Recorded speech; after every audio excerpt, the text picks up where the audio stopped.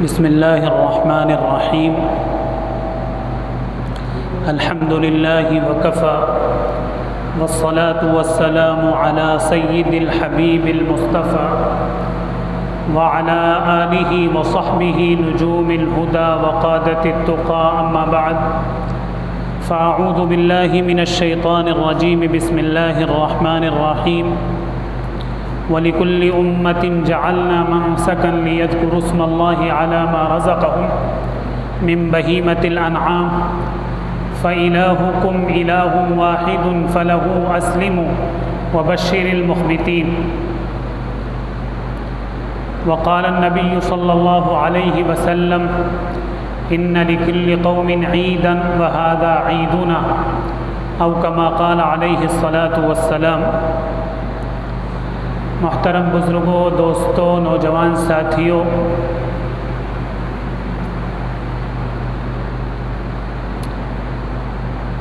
عید الاضحیٰ کا یہ دن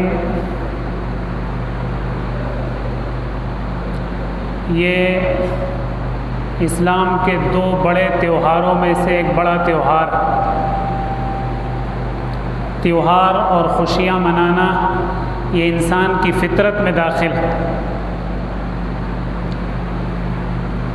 تہوار اور خوشیاں کسی بھی سماجی زندگی کی جان مانی جاتی ہے۔ اسلام نے اس انسانی فطرت کا لحاظ رکھتے ہوئے خوشی منانے کے یہ دو موقع دیے ہیں، ایک عید الفطر کا موقع اور ایک عید الاضحیٰ کا موقع۔ لیکن اسلام نے تہوار اور خوشی منانے کا جو تصور پیش کیا ہے وہ دیگر قوموں کی طرح نہیں کہ دنیا کی دیگر قومیں جس طرح اپنے تہوار کے موقع پر خوشی مناتی ہیں، رقص و سرود، ناچ اور گانے کی محفلیں سجائی جاتی ہیں، شراب و کباب کا انتظام ہوتا ہے، ہر طرح کے قیود سے آزاد ہو کر کے مستیاں منائی جاتی ہیں۔ اسلام نے یہ تصور نہیں دیا ہے، بلکہ اسلام نے تہوار منانے اور خوشیاں منانے کا بھی یہ طریقہ دیا ہے کہ عبادت کر کے، بندگی کر کے اپنے رب کو، اپنے خالق و مالک کو راضی اور خوش کر کے خوشیاں مناؤ، کیونکہ اصل خوشی وہی ہوتی ہے جو جس میں روح کو خوشی اور مسرت حاصل، بدن خوشی اور مسرت حاصل کرے اور ہماری روح پزمردہ ہو جائے، ہماری روح ہمیں کوستی رہے تو اصل خوشی نہیں۔ دنیا والے جو خوشی مناتے ہیں اس میں وقتی طور پر آنکھوں کو، کانوں کو لذت تو حاصل ہو جاتی، زبان کو تھوڑا سا چٹخارا بھی مل جاتا ہے، لیکن روح پزمردہ ہو جاتی، روح مضمحل ہو جاتی۔ اسلام نے خوشی منانے کا جو طریقہ دیا ہے اس میں جسم کے تسکین کے ساتھ ساتھ، جسم کو خوشی حاصل ہونے کے ساتھ ساتھ انسان کی روح بھی کھل اٹھتی ہے، اس کی روح بھی خوش ہوتی ہے۔ تو یہ خوشی منانے کا طریقہ، عید الفطر کے موقع پر بھی 2 رکعت نماز ادا کر کے، غریبوں پر صدقہ کر کے خوشی حاصل کی جاتی۔ عید الاضحیٰ کے موقع پر 2 رکعت نماز ادا کر کے پھر اللہ کے محبوب اور نیک بندوں کی ایک ادا جو قربانی کی ادا ہے اس کی نقل اتار کر کے، قربانی پیش کر کے خوشی حاصل کی جاتی۔ تو اسلام نے خوشی اور مسرت میں بھی انسان کو آزاد نہیں چھوڑا ہے کہ وہ اپنے طور پر جس طرح چاہے خوشیاں منائیں، بلکہ خوشی منانے کا وہ طریقہ تجویز کیا ہے جس میں انسان کے جسم کے ساتھ ساتھ اس کی روح کو بھی خوشی حاصل، انسان کے جسم کے ساتھ ساتھ اس کے کان، آنکھ اور زبان کے ساتھ ساتھ اس کی روح بھی مسرت اور خوشی محسوس کرے، وہ طریقہ دیا۔ کیونکہ اصل جو ہے انسان کے اندر وہ روح ہی ہے، جسم تو صرف ایک مٹی کا ایک تودا ہے، ایک لاش ہے، اصل روح ہے نا، جو نظر نہیں آتی۔ روح ایک ایسی حقیقت ہے جو انسان کو نظر نہیں آتی ہے، لیکن وہی انسانی زندگی کے اندر کار فرما۔ روح نکل جائے تو پھر انسان نہیں رہتا ہے، وہ اس کو مٹی کہا جاتا ہے، اس کو لاش کہا جاتا ہے، اس کو کوئی انسان نہیں کہہ سکتا، اور اس کو کوئی 2 دن تک بھی اپنے گھر میں روکنے کے لیے تیار نہیں۔ جب روح نکل گئی پتہ چلا کہ انسان اصل روح کا نام ہے، اور روح جب انسان کی خوش ہوتی ہے، روح کو جب مسرت حاصل ہوتی ہے تب انسان اصل میں خوش ہوتا ہے۔ جسم کو خوشی حاصل ہو اور روح مرجھاتی رہے، روح پزمردہ ہوتی رہے، روح تڑپتی رہے تو وہ اصل خوشی نہیں۔ تو اس لیے اسلام نے یہ خوشی دی۔ یہ دونوں تیوہار، دنیا کی دوسری قومیں تیوہار اور خوشیاں مناتی ہیں اپنے کسی تاریخی دن کے موقع پر، کسی کے پیغمبر اور پیشوا جس دن پیدا ہوئے اس دن خوشی منائی جاتی ہے۔ بعض قومیں جس دن اللہ نے ان کو کسی دشمن سے نجات دی ہے یا دشمن پر فتح دی ہے، کامیابی دی ہے، اس دن کو خوشی مناتے ہیں۔ لیکن اسلام نے دونوں جو تیوہار اور خوشی منانے کے جو 2 دن دیے ہیں سال میں، وہ دونوں ایک اہم ترین عبادت کے مکمل ہونے پر، رمضان المبارک کے روزوں کی تکمیل پر اللہ نے عید الفطر کی خوشی دی کہ 1 مہینے تک جو تم نے اپنے روح کی مجائی کی ہے، روح کو سنوارا ہے، اس کو جو ہے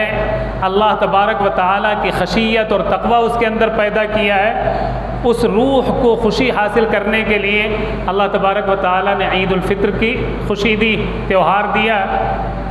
تو رمضان المبارک کے روزوں کے مکمل ہونے پر عید الفطر کا تیوہار دیا گیا، اور حج جو ایک اہم ترین عبادت اور عاشقانہ اور محبوبانہ عبادت ہے، اس عبادت کے مکمل ہونے پر اللہ نے عید الاضحیٰ کی خوشی دی ہے۔ تو یہ خوشیاں اس بات کی ہمیں اپنی تاریخ کی یاد دلاتی اور یہ یاد دلاتی ہیں کہ عبادت اور بندگی کے ساتھ ہی اصل ایک مومن کو خوشی حاصل ہو سکتی۔ اللہ کی عبادت اور بندگی سے کٹ کر اللہ کو ناراض کر کے کوئی مومن کبھی خوش نہیں رہ سکتا۔ اس لیے دونوں تیوہار جو ہمیں دیے گئے وہ ایک اہم ترین عبادت کے مکمل کرنے کے بعد ہم نے روزوں کی تکمیل کی۔ اللہ کے رسول صلی اللہ علیہ وسلم نے فرمایا عید اسی کی ہے جس نے روزے جس طرح روزہ رکھنے کا حق ہے اس طرح رکھے ہوں، جس نے روزے کا حق مارا ہو، روزوں کو جو ہے پامال کیا ہو، روزوں کے تقدس اور پاکیزگی کو پامال کیا ہو، اس شخص کو حق نہیں عید منانے کا۔ اسی طریقے سے عید الاضحیٰ کی جو خوشی دی گئی ہے وہ حج جیسے اہم ترین عبادت۔ 9 ذی الحجہ کو حج مکمل ہوتا ہے، عرفات میں تمام حاجی جمع ہوتے ہیں اور اکٹھے ہو کر اللہ سے آہوزاری کرتے ہیں، اللہ تبارک و تعالیٰ کی بندگی کا حق ادا کرتے ہیں۔ پوری فضا حاجیوں کی چیخ سے، حاجیوں کی آہ سے پوری فضا تھرانے لگتی ہے، سب پر اللہ کو رحم آتا ہے۔ پھر اس کے بعد اللہ تبارک و تعالیٰ نے بطور خوشی منانے کے عید الاضحیٰ کا تیوہار دیا۔ تو ہمیں اسی حقیقت کو سامنے رکھتے ہوئے تیوہار منانا۔ عید الاضحیٰ کے موقع پر سب سے اہم ترین عبادت جو اللہ نے دی، 2 رکعت نماز پڑھنے کے بعد جو عبادت آپ کریں گے وہ قربانی کا عمل۔ یہ قربانی بہت عظیم ترین عبادت، اور ہر عبادت چاہے وہ نماز ہو، روزہ ہو، زکوٰۃ ہو، حج ہو، قربانی ہو، نذر و نیاز ہو، ہر عبادت کی روح جو ہے اخلاص ہے، خالص اللہ کو راضی کرنے کے لیے وہ عبادت کی جائے۔ اگر اس میں اخلاص نہیں ہے تو وہ عبادت بے روح ہے۔ جس طریقے سے انسان کا جسم بغیر روح کے مردہ ہے، لاش ہے، مٹی ہے، ایسے ہی ہمارے اعمال اور عبادات میں اگر اخلاص کی روح نہیں ہے تو وہ بے جان، اللہ تبارک و تعالیٰ کے نزدیک اس کے کوئی مقام نہیں اس عمل کا، چاہے دیکھنے میں کتنا ہی بڑا عمل۔ تو ہر چیز کا ایک ظاہر ہوتا ہے، ظاہری اس کی شکل و صورت، اور ایک باطنی روح اس کی ہوتی ہے۔ تمام جتنا دنیا کے اندر اللہ نے جو چیزیں پیدا کی ہیں ان میں بھی ہے، اور جتنے اعمال اور عبادات اللہ نے دیے اس میں بھی اس کی ایک ظاہری صورت اللہ تبارک و تعالیٰ کے ہاں مقصد نہیں ہے۔ نماز کی ظاہری صورت ہے قیام، رکوع، سجدہ، تشہد، قعدہ، جلسہ، اللہ کے سامنے ہاتھ باندھ کر کھڑے ہوں، رکوع کریں، سجدے میں جائیں، اللہ کے سامنے ادب کے ساتھ 2 زانو بیٹھیں، یہ اس کی ظاہری شکل۔ یہ ظاہری شکل مقصود نہیں، اخلاص مقصود ہے کہ بندے کا لو اللہ سے لگ جائے، بندے کا تعلق اللہ تبارک و تعالیٰ کی ذات سے قائم ہو جائے، اللہ سے لو لگانے والا وہ بن جائے۔ جو نماز اس روح سے خالی ہو وہ نماز اللہ تبارک و تعالیٰ کے ہاں مقبول نہیں، وہ نماز پرانے کپڑے کی طرح لپیٹ کر کے منہ پہ مار دی جاتی۔ جس نماز کے اندر اخلاص نہیں ہے، اللہ کی طرف جھکاؤ نہیں ہے، اللہ تبارک و تعالیٰ کی عظمت کے سامنے جھکنے کا جذبہ نہیں ہے، خشوع نہیں ہے، خضوع نہیں ہے، وہ نماز اللہ تبارک و تعالیٰ کے یہاں کوئی اہمیت نہیں رکھتی۔ روزے کی روح اللہ تبارک و تعالیٰ نے فرمایا کہ تقویٰ ہے، ڈر پیدا ہو جائے تمہارے اندر، گناہوں سے بچنے کا جذبہ پیدا ہو جائے، حرام اور حلال کی خلش پیدا ہو جائے، جائز اور ناجائز کی فکر پیدا ہو جائے تمہاری زندگی کے اندر، یہ روزے کی روح ہے۔ اگر یہ روح پیدا ہوتی ہے، اس کا بھی نام دوسرے لفظوں میں اخلاص کہہ سکتے ہیں، اگر یہ روح پیدا ہوتی ہے تو روزہ اللہ کے ہاں بامقصد ہے، ورنہ بھوکا اور پیاسا رہنا اللہ کو مقصد نہیں، اللہ کے نزدیک مطلوب نہیں۔ اللہ فرماتے ہیں کہ بہت سے روزے دار ان کو بھوک اور پیاس کے علاوہ کچھ حاصل نہیں ہوتا، اور بہت سے راتوں کو عبادت کرنے والے سوائے اپنی نیند کو برباد کرنے کے ان کو کچھ نہیں ملتا ہے، اس لیے کہ ان کے عمل کے اندر روح نہیں ہے، اخلاص نہیں ہے، وہ دکھاوے کے لیے نماز پڑھ رہے ہیں، وہ دکھاوے کے لیے روزے رکھ رہے ہیں، وہ دوسرے مقصد کے لیے روزے رکھ رہے ہیں، اللہ کو راضی کرنے کے لیے۔ تو اسی طریقے سے قربانی ایک عبادت، اس کی روح بھی اخلاص ہے۔ آدمی اللہ تبارک و تعالیٰ کو راضی کرنے کے لیے، اپنے مالک کو خوش کرنے کے لیے، اپنے پالنہار کی خوشنودی کے لیے جانور کی قربانی پیش کرتا ہے۔ یہ اخلاص کی روح اگر ہے تب ہماری قربانی اللہ تبارک و تعالیٰ کے نزدیک قابل قبول ہے، اس کا مقام ہے، اس کی اہمیت ہے۔ اس روح سے خالی ہے تو آپ ایک نہیں 1,00,000 جانور بھی اللہ قربان کر دیں، اللہ تبارک و تعالیٰ کو آپ کے جانور نہیں چاہیے۔ قرآن میں اللہ نے صاف اعلان کیا کہ قربانی گوشت کا نام، کھال کا نام اور اس کے خون کا نام نہیں ہے۔ اللہ کو نہ جانور قربانی کے جانوروں کے گوشت چاہیے، نہ خون چاہیے، نہ اس کی کھال چاہیے، کچھ اللہ کو نہیں چاہیے۔ اللہ تو تمہارے دل کے تقوی کو دیکھتا ہے کہ کس جذبے سے یہ بندہ قربانی کر رہا ہے، اور جذبہ وہی ہونا چاہیے جو حضرت ابراہیم علیہ السلام کی سنت، کیونکہ یہ عمل انہی کی یادگار، اللہ کو ان کی یہ ادا اتنی پسند آئی ہے کہ اللہ نے قیامت تک اس عمل کو جاری اور ساری کر دیا۔ حضرت ابراہیم کو بڑھاپے میں اللہ نے ان کا یہ امتحان لیا تھا، 88 سال 90 سال کی عمر میں اللہ نے اولاد عطا کی، اور جب وہ اولاد عمر کے اس مرحلے کو پہنچی کہ اب وہ باپ کے کاموں میں ہاتھ بٹا سکتی تھی، ان کا سہارا بن سکتی تھی بڑھاپے کا، تب اللہ نے اتنی عظیم قربانی مانگی کہ اپنے بیٹے کو خواب میں اشارہ کیا، خواب میں حکم دیا کہ اپنے بیٹے کو اللہ کے راستے میں قربان کرو۔ بہت بڑی قربانی تھی، لیکن حضرت ابراہیم اور ان کے فرزند حضرت اسماعیل دونوں نے اللہ کے اس حکم کے آگے گردن جھکا دی اور کہا کہ اللہ کا حکم ہے تو پھر اس کو پورا کرنا ہی۔ باپ تو نبی تھے، پیغمبر تھے، ایک عرصہ اللہ کی عبادت میں گزار چکے تھے، لیکن بیٹا ابھی 12-13 سال کا تھا، اس کے اندر یہ جذبہ کہاں سے پیدا ہوا؟ جب حضرت ابراہیم نے ان کے سامنے اپنے خواب کا تذکرہ کیا تو انہوں نے بلا چون و چرا، بغیر کسی تردد کے، بغیر کسی ٹال مٹول کے، تعویلیں بھی کر سکتے تھے کہ ابا خواب ہی تو دیکھا ہے، خواب کوئی حقیقت تھوڑی ہوتی، خواب میں کوئی ضروری ہے کہ آدمی جو چیزیں خواب میں دیکھے وہ حقیقت ہو سکتا ہے کہ اللہ کو کچھ اور مقصد ہو، آپ نے خواب آپ کو صحیح سے یاد نہ رہو، کچھ بھی کہہ سکتے تھے، لیکن وہ فرما بردار، وفادار، نیک شعار وہ فرزند، انہوں نے فوراً کہا کہ ابا جان، آپ کو اللہ کی طرف سے خواب میں جو اشارہ کیا گیا ہے، جو حکم دیا گیا ہے، اس حکم کو آپ فوراً پورا کر دیجئے، آپ مجھے صبر کرنے والوں میں سے پائیں گے، ستجدنی انشاء اللہ من الصابرین۔ یہ کہہ رہی یا ابت افعل، ہے نا، یہ فیضان نظر تھا یا کہ مکتب کی کرامت تھی؟ سکھائے کس نے اسماعیل کو آداب فرزندی؟ ابھی 13 سال کا بچہ، کیسے اس کے اندر یہ شعور پیدا ہوا؟ اللہ کی طرف سے ان کے اندر پہلے ہی سے یہ شعور رکھا گیا تھا، کیونکہ اللہ کو ان کو پیغمبر بنانا تھا۔ حضرت ابراہیم کی تربیت اور اللہ تبارک و تعالیٰ کی طرف سے فطری شعور کا نتیجہ تھا کہ انہوں نے ابا جان سے کہا کہ آپ جو حکم دیا گیا اسے کر گزریے، آپ صبر کرنے والوں میں سے مجھے پائیں گے۔ قرآن کہتا فلما اسلما، جب دونوں نے گردن جھکا دی اللہ کے اس حکم کے آگے، تب اللہ تبارک و تعالیٰ نے کہا کہ اے ابراہیم،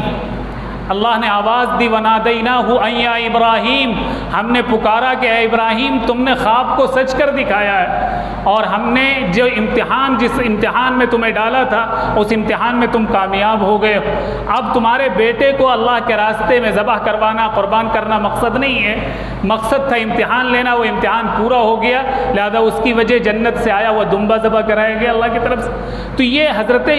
ابراہیم اور اسماعیل کی یادگار ہے قربانی۔ جب ہر سال ہم قربانی پیش کریں تو اس جذبے کو مستحضر کریں، اس جذبے کو دھیان میں لائیں کہ کس جذبے کے تحت حضرت ابراہیم،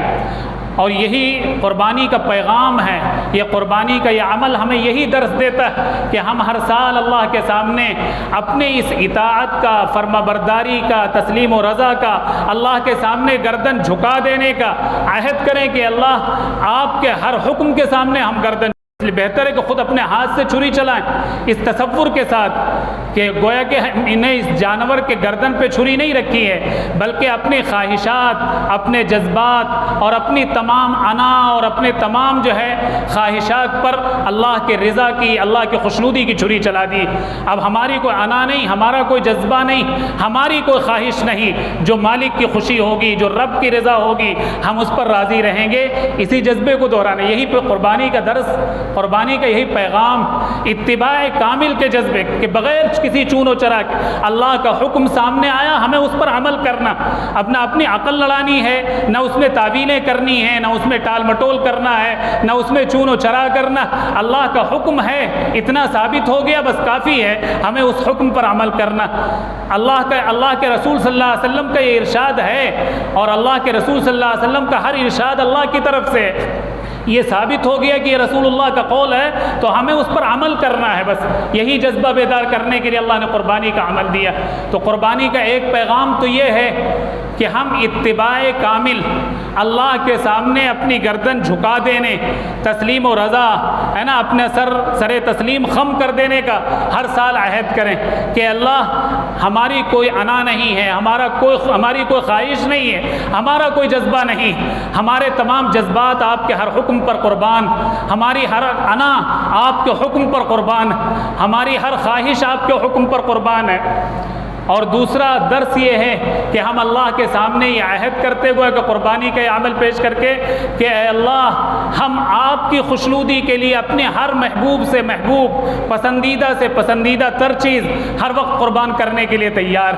آپ کے دین کی بقا کے لیے، آپ کے کلمے کی بلند کرنے کے لیے۔ اگر ہمیں اپنے جان کی قربانی دینی پڑی تو جان حاضر ہے، مال کی قربانی دینی پڑی تو مال حاضر ہے، اپنے اولاد کو، نسلوں کو قربان کر دینا پڑے تو ہم اس کے لیے بھی تیار۔ ہر وقت، ہر سال یہ جانوروں کی علامتی قربانی کے وقت اللہ سے یہ عہد کرتے ہیں ہم گویا کہ اللہ یہ جانور تو محض ایک علامت ہے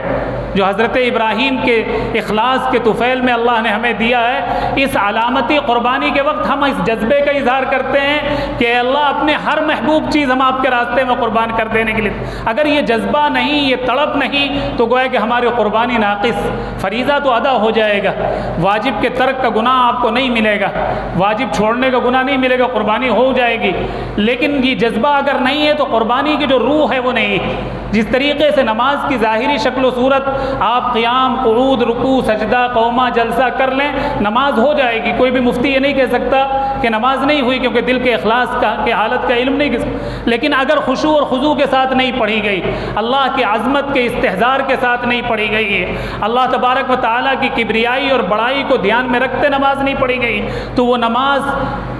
میلے کپڑوں کی طرح لپیٹ کر کے منہ پہ مار دی جاتی۔ حدیث میں الفاظ آئے۔ ٹھیک اسی طریقے سے اگر آپ نے جانور جس میں شرائط پورے پائے جاتے ہیں، 1 سال کا بکرا ہے اور ہر طرح کے عیوب سے پاک ہے، لنگڑا، کانا،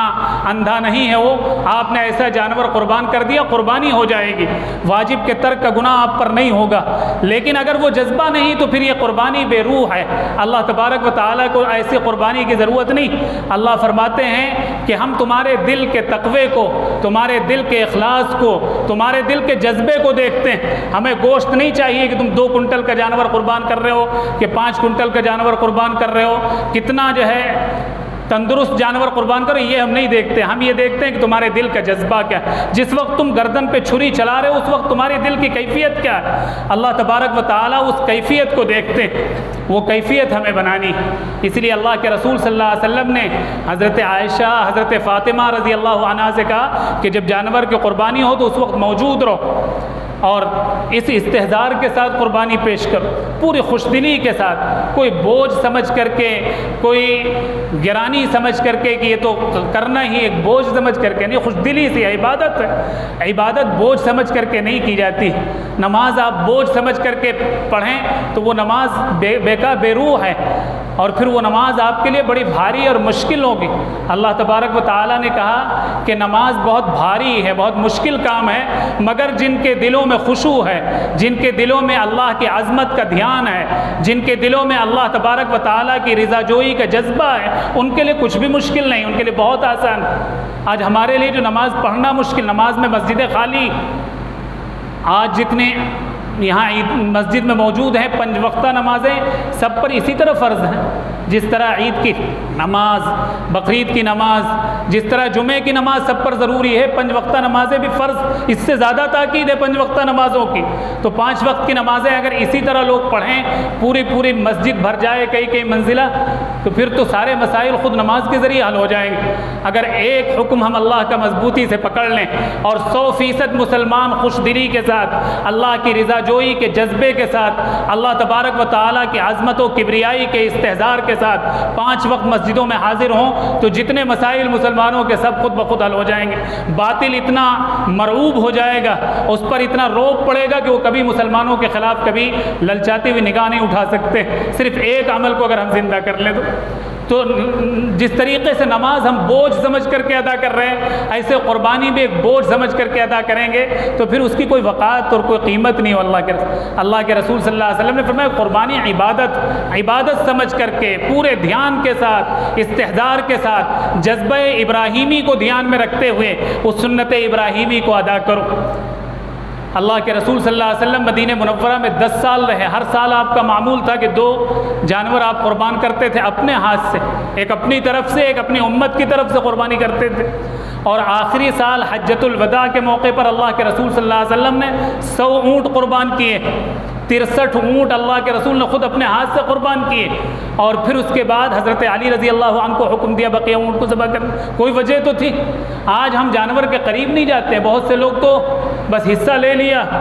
دیکھنے بھی نہیں جاتے، اس کا گوشت کھانا بھی نہیں پسند کرتے ہیں۔ یہ قربانی نہیں، خود اپنے ہاتھ سے ذبح کریں، وہ گوشت اب آپ کے لیے ہے، آپ چاہیں تو پورا گوشت خود کھا سکتے ہیں، کوئی فرق نہیں پڑے گا آپ کی قربانی میں، کیونکہ گوشت کا نام قربانی نہیں، قربانی اس جذبے کا نام ہے جو چھری چلاتے وقت اللہ تبارک و تعالیٰ کو دیکھ، وہ جذبہ دکھائی نہیں دیتا۔ پتہ چلا قربانی دکھائی دینے والی چیزوں کا نام نہیں، کہ جو چیزیں دکھتی ہیں، کھال، گوشت، ہڈی، پوست، خون، یہ وہ قربانی نہیں۔ قربانی وہ جذبہ ہے جو دکھتا نہیں، وہ اللہ دیکھتا ہے صرف۔ اللہ تبارک و تعالیٰ کے ہاں قربانی اسی اعتبار سے مقبول ہوتی ہے۔ تو قربانی آپ کو خود اپنے ہاتھ سے کرنا چاہیے۔ ایک بڑا طبقہ ہے جو جانور کے قریب جانا بھی پسند نہیں کرتا، اس کو ہاتھ لگانا بھی اپنے لیے باعث عار اور باعث شرم سمجھتے ہیں۔ کسی کو بلا لیا، انہوں نے چھری چلا دی، وہ ہو گئی قربانی، اس کا گوشت کھانا تک پسند نہیں کرتے، تقسیم کر دو بس غریبوں میں۔ نہیں، قربانی عبادت، اللہ تبارک و تعالیٰ نے اجازت دی ہے اس کو کھانے کی۔ بہتر علماء نے لکھا کہ یہ ہے کہ قربانی کے گوشت کے 3 حصے کر کے ایک حصہ خود کھائیں، ایک حصہ اعزا، اقربا، رشتہ دار، پڑوسیوں میں تقسیم کریں، اور ایک حصہ غریبوں کو، محتاجوں کو، اور جو دوسرے ضرورت مند ہیں ان پر تقسیم کریں، یہ بہتر ہے۔ لیکن اگر کسی کی فیملی بڑی ہے، پورا جانور خود اپنے گھر میں رکھ کے کھا لیتا ہے، تب بھی قربانی پر کوئی فرق نہیں پڑے گا، قربانی اللہ کے ہاں مقبول ہو جائے گی۔ تو یہ اپنے ہاتھ سے جب ذبح کریں گے تبھی ہاتھ چھری چلاتے وقت یہ دھیان ہونا چاہیے کہ ہم یہ جانور کے گردن پہ چھری نہیں چلا رہے ہیں، بلکہ ہم یہ اپنے خواہشات اور اپنے جذبات کی گردن پر اللہ کی رضا اور خوشنودی کی چھری چلا رہے ہیں کہ اللہ جو راضی ہوگا ہم تمام خواہشات قربان کر دیں گے۔ انسان کی خواہشات ہی اس سے ٹکراتی اللہ کے حکم سے،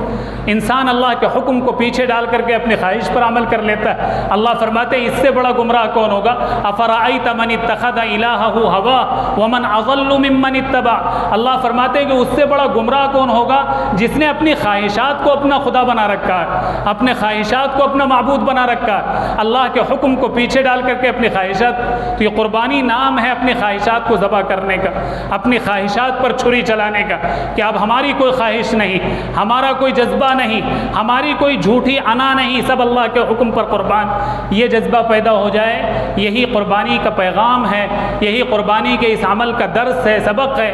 اور اتباع کامل کا جذبہ پیدا ہو جائے، اللہ تبارک و تعالیٰ کے سامنے گردن جھکا دینے کا جذبہ پیدا ہو جائے، اللہ کے ہر حکم پر اپنا سب کچھ قربان کر دینے کا جذبہ پیدا ہو۔ ہمارے اور صحابہ کرام میں یہی فرق کہ صحابہ کرام رضوان اللہ علیہم اجمعین دین کے اللہ کے چھوٹے سے چھوٹے حکم پر اپنی ہر بڑی سے بڑی چیز قربان کر دینے کے لیے ہر وقت تیار رہتے تھے، اپنا گھر بار لٹا دیا، اپنے مال و دولت کو قربان کر دیا، اپنے اعزا اقربا قربت سب کچھ قربان کر دینے کے لیے خوشی خوشی ہر وقت تیار رہتے تھے۔ ہمارا معاملہ بالکل الٹا، ہم دنیا کے چھوٹے سے چھوٹے نفع کے لیے اپنے دین کے بڑے سے بڑے حکم کو قربان کر دینے کے لیے تیار۔ نمازیں چھوٹ جائیں چھوٹتی رہیں، ہمیں 4 پیسے کا فائدہ ہو جائے، ہمارے روزے چھوٹ جائیں چھوٹتے رہیں، ہمارا دنیا کا فائدہ ہو جائے، تو ہم دنیا کے معمولی سے معمولی نفع کے لیے اپنے دین کے بڑے سے بڑے حکم کو قربان کرتے رہتے ہیں۔ صحابہ کرام کا معاملہ بالکل اس کا الٹا تھا، اسی لیے اللہ ان سے راضی ہوا تھا، اسی لیے اللہ نے رضی اللہ عنہم ورضوا عنہ کا تمغہ انہیں دیا تھا، خوشخبری سنائی تھی کہ اللہ ان سے راضی ہو گیا، وہ اللہ سے راضی ہو گئے۔ یہی قربانی کا جذبہ پیدا کرنے کے لیے ہر سال یہ عید الاضحیٰ کے تہوار آتا ہے، یہ رقص و سرود منانے کے لیے، ناچ اور گانے کے لیے نہیں، خوشیاں اور منانے کا وہ طریقہ اختیار کرنے کے لیے نہیں ہے، بلکہ اپنے رب کو خوش کر کے اپنی روح کو تسکین، اپنی روح کو خوش کرنے کے لیے تہوار دیا گیا ہے۔ اللہ ہم سب کو کہنے سننے سے زیادہ عمل کی توفیق مرحمت فرمائے۔ اللہ تبارک و تعالی پوری امت کی طرف سے جو قربانیاں پیش کی جا رہی ہیں اس کو اپنی بارگاہ میں قبول فرمائے، اور اللہ ہم سب کے اندر اس جذبہ ابراہیمی کو، جذبہ اسماعیلی کو، خود سپردگی، تسلیم و رضا کے اس جذبے کو اللہ ہم سب کے اندر پیدا فرمائے۔ وآخر دعوانا ان الحمد للہ رب العالمین۔